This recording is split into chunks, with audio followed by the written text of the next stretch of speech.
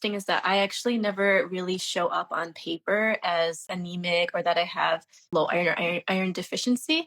But I do experience the symptoms. And when I take the iron syrup, I notice a huge difference. So there must be something going on there. And as I learn more, actually, it's interesting because I'm learning that there are some doctors who request, it depends on how you request the blood test to be done, which is really interesting. Sometimes it's just that they're checking on how the blood count that you have, but then there are deeper tests that you can do that actually help to tell if you're experiencing something that's causing iron deficiency or if your body isn't really absorbing it properly, for example. So I think, especially if we're not really working from a holistic perspective, it could kind of be like, well, I'm not anemic or I don't have iron, but that we're experiencing the symptoms sometimes, and that could be that there's something actually going on.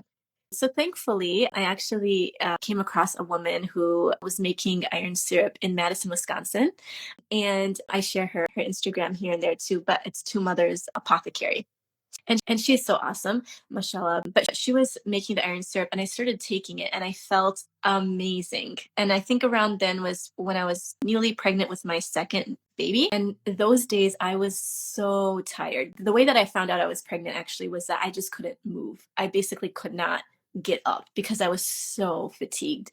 And I had another child to take care of. So I was just like, what is going on? I've never felt exhaustion so deep before.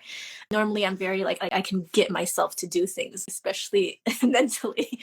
I couldn't move my body. So I started taking that and I benefited so much. It was like night and day. And then, and I didn't actually correlate it very much at the time, but then I ran out of the syrup and I was talking to my midwife. I'm like, I'm just so drained again. And she's like, well, you said that you ran out of the syrup. Maybe you need to be taking that, even though it's not really showing that you're necessarily low on paper through the testing.